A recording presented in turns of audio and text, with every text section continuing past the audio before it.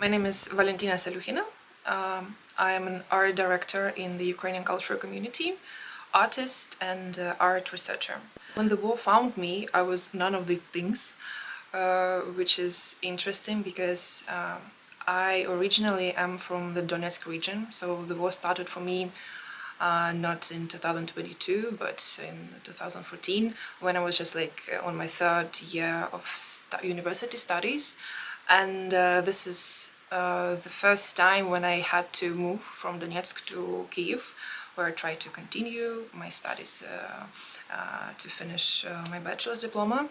And that is why for the second time when it happened to me, when I was already living in Kyiv for all this time, in the suburbs to be exact, it was maybe less of a surprise. And as sad as it sounds, I kind of had the experience, me and my mom also.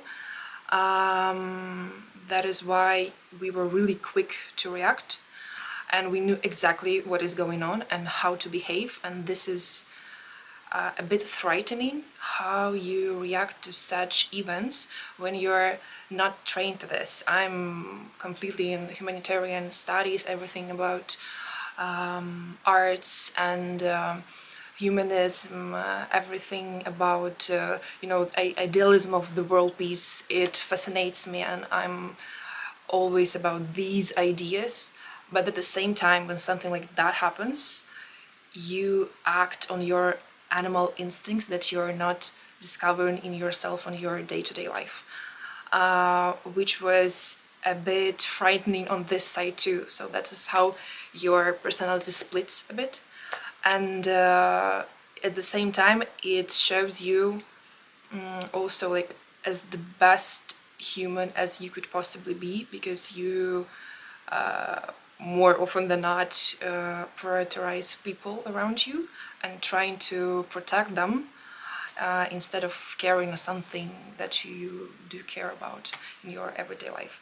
So when the war started, I was happy to be at my mom's home, and the next day my cousin with her little daughter came, and so with this female company of 4 girls and 3 cats, we've been leaving the country through the Moldova border. We were happy to have my sister's car, and that is why, unlike most of the people in Ukraine, my escape was pretty safe and unproblematic. Of course, not without any troubles, but they're not worth mentioning on the scale of what was happening to other people. So we found ourselves in Europe, and we headed towards Spain and Portugal because we had family there. And this is basically where I spent my first years being abroad, which was a really nice episode as well, because Portugal, a country that is maybe it seems not too close to Ukraine, is really close to us mentally, and the support that people offered us there was absolutely amazing. And even now my mom still lives there, and I sometimes come to Portugal not as a travel destination but as the substitute of home, which I have in plenty by now, because after I left Donetsk, I've lived in Kyiv, then I lived in the suburbs of it, and then it was Portugal, then it was Spain, and now it is Berlin. So I like this expression when I say to my close one, I miss home. They always ask me, what do you mean home? Home is where exactly we are right now. For example, if we're on a travel trip, or home in Berlin, or home in Portugal, or home in Kyiv, and so on and so forth. So you've had multiple of them, and despite all of the, I would say, God's protection, luck and kindness of people around me, I can say that I haven't known the feeling of home since I left Donetsk in 2014, because I was leaving only for summer to visit my sister, being completely sure that the events will calm down and I will come back and continue my studies in my favorite university in Donetsk. but it turned out that I've never even had the opportunity to come back to Donetsk ever since. And yeah, and of course I have left some family there, and I haven't seen them for years, and some of them even passed away without me being able to see it in person and be in the funeral. That is why it leads me in this bit liminal space of kind of not feeling that they are not with me anymore, but not being particularly sure what is with them right now, even if I know that they are alive, but we haven't been in contact for a couple of days because of the communication that we have due to war reasons. It always leaves you in this hang space. You're never anchored, not in the location, not psychologically, because this home could be defined not only by the walls that I've already lost, and this is always a big metaphor for the big part of the art that I make, that our ancestral nest, that we like to call it, which was the house of my grandfather and grandmother, it was bought by a general of DNR, bought in the way that I could either buy it or I could just have this home without giving you any money, so it's up to you to choose. And I like to follow the updates on the Google Maps to see how they rebuild and change completely, how they ruined the garden that we have, how they put down the 7-meter pine that was growing there for ages. It was like the symbol of family in general. I haven't been to Donetsk since I left it in 2014. It felt as if I would visit. I don't like to draw this parallel because I have my live-in mother home left very much, and it is hard to say these words, but for me to see Donetsk being occupied in DNR and knowing from the words of my mother and other people who've been there since, it is like coming to see your mother being raped in the process. So I couldn't actually process it, and I didn't spoke about it much all of previous years because it was so sitting so deep as a trauma that I didn't have any resource to process, and now it is sitting in me like a thorn in my side that I drive almost every conversation I have towards that direction because I cannot not speak about it.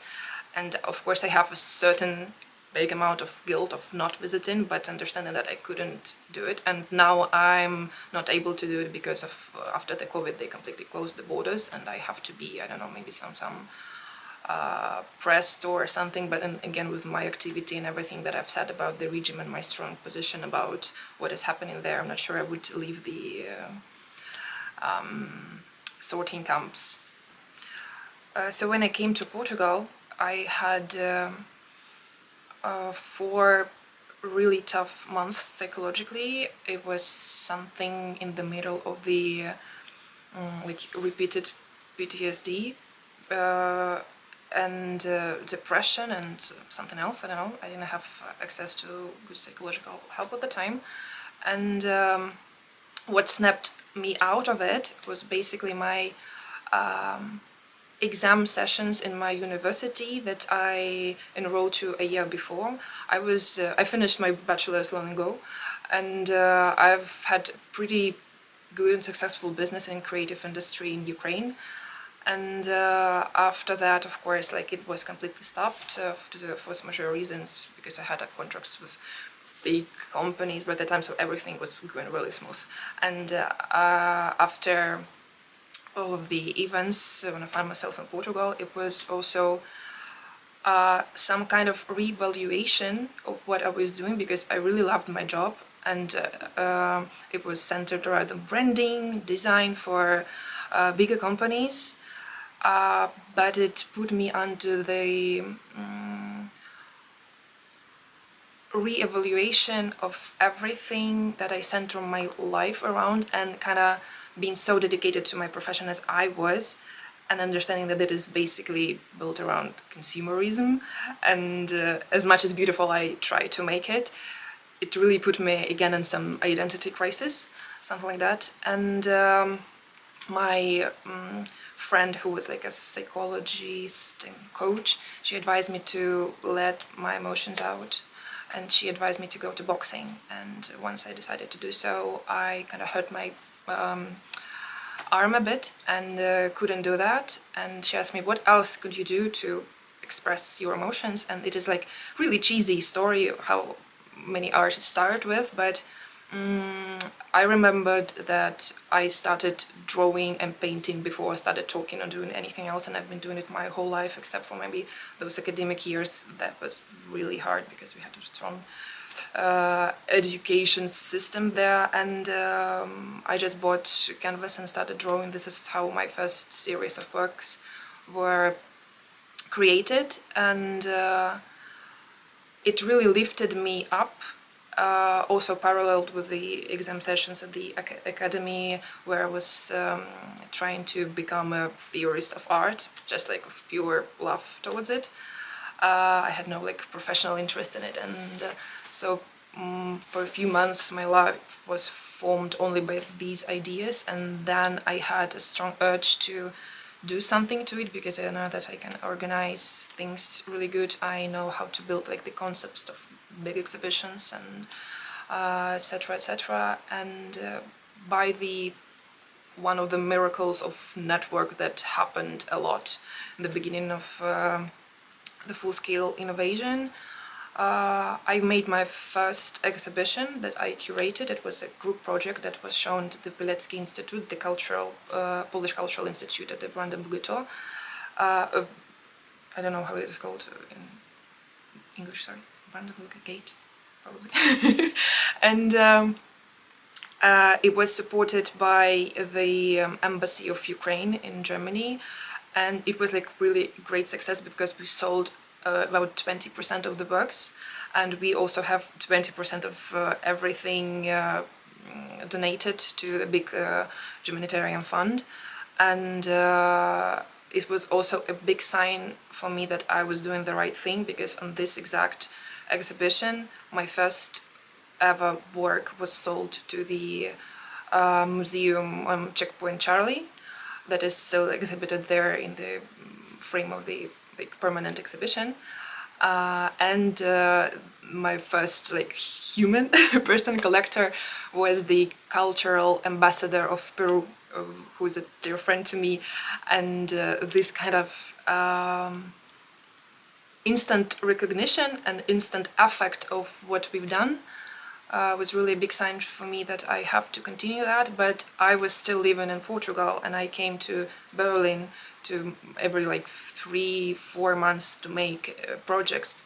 And the fun thing is that we had technical difficulties on this first ever exhibition, because you know, we've been given a lot of help and even like from the side of the Pilecki Institute, like to present our project there, but they really tight event schedule, and they needed this space by the morning empty, and we had built, you know, beautiful wooden structures to hang pictures on, because we couldn't use walls. So like you kind of try to navigate this field and also like leaving the best impression so that they are not you know, prejudiced next time to work with us again. And it was a situation that I didn't have instruments to put these metallic wooden constructions down. And this is how I met Anastasia, who is the founder of the Ukrainian culture community. I represented one of her artists there, and she just like came to support them and asked me like, do you need some help, because I probably look like I need some help. And she just like provided me with the instrument that I needed to dismantle the exhibition, and this is how our conversation started. We've done also a couple of projects together as just like the core organizers, and like a year after we decided that we kind of unite our efforts, and I came to Berlin, like being the art director of the UCC and doing everything together since. But as every good development, it probably takes you to be dragged through some dirt, and I don't talk about this side much because I really took it really badly. I mean, there were people around me who were through much worse circumstances, and they've been more collected, and they were more efficient, and that didn't help me. This realization only put me in more guilt about like, why cannot I be better in this, but you know, this curse of empathy that maybe I would say after like these years of communicating around the artistic bubble, almost everyone had, because you are like, as an artist, you're like the seismometer of the epoch, and you cannot ignore the feelings even if you're not feeling them themselves. I haven't been to a bunker in Ukraine during the war once, but I feel like I know this feeling exactly. I've been falling asleep in my relatively warm bed. It was like really cold in Portugal at that time of the year, but it was relatively warm, and I felt like I'm lying somewhere on the concrete floor in some Mariupol basement. I know it sounds dramatic, but it is what it is. And it was really a lot for me to handle, and it was also fueled by this complete re-evaluation of what I've been doing, re-evaluation of my identity, because as maybe every Eastern Ukrainian person, I am, I don't know, I have at least 30 to 50% of Russian blood. And that is why being raised there also under great cultural oppression that didn't go anywhere even like by the 2014. Like I remember Sviatoslav Vakarchuk, who is like the leader of the Okeanelzy, he was doing a kind of tour through the universities of Ukraine, and he was doing some lectures, and after that we had really big pro-Ukrainian protests a couple of times, and the last of them was being shot at, and like with weapons, and like you as a 19-year-old student then have to face the allegation of you're not fighting actively enough for your country, which is, I know that is completely untrue, but it still instills some guilt in me that maybe I could have done more. Maybe I should have been more persuasive with my friends. But again, in this situation of, I would say, complete cultural isolation, remember in episodes of, for example, me learning at school and seeing that all of my textbooks were published in Russia, in Russian language, and I didn't put any questions because I didn't know no better. Like, I'm a child, and yeah, I would say that it is a miracle that even that pro-Ukrainian support that happened in Ukraine is, I don't know, it was just based on nothing. We didn't have anything. Like, the only thing I remember is like Sviatoslav Vakarchuk came with a lecture at my university, but it was the only thing done there, and yeah, it was like put on our shoulders as the responsibility to kind of deal with it. And that is why this is like the repeated circumstances where I knew that I had to do something, and I knew that it might not be enough. Like, even if I do my best, it was like really sending me down the spiral. But of course, every episode like this, if it's worked through properly and therapeutically, gives you immaculate personal growth. And just like, not to say it in some idealistic words, but what it put me to, it is that I'm like currently trying to find my roots as far back as I can, and I'm just like tracing my ancestry, and like with the DNA test, and like with you know, the archives of the like birth dates of the church books and everything, and I'm finding people that I'm linking with, and that is really helping me, because like one big part about this war that affected me so much emotionally was that I'm another generation in my family, and my family is not special in any way. Every family in Ukraine has been through it, that has been through such heavy circumstances, starting with the Russian Empire, flowing through the civil war and to the USSR and the collectivization and everything that has happened there, even if you're not talking about cultural oppression, but exact oppression, exact amount of people in my family who died in labor camps or were shot or something else happened to them because they were too rich for someone like too educated or something like that, and like being another one, another step in this never-ending circle. It kind of didn't promise you any help at the time, but now I'm feeling that situation is growing differently. I feel like unlike every previous episode of it happening, we're being heard, and what I'm trying to do is trying to make this voice louder until the world is listening. Talking about peace talks, I could say that we have a lot of talks about peace talks inside our own community, and the situation doesn't seem to promise any easy decisions at all, because what we see now at play, I would say, is like the worst case scenario that could have happened, because we've already been having like a third year of war. We've lost immense amount of people. We've lost immense amount of, not only just directly to war, but the people who went out to some safer regions, they are probably not going to come back.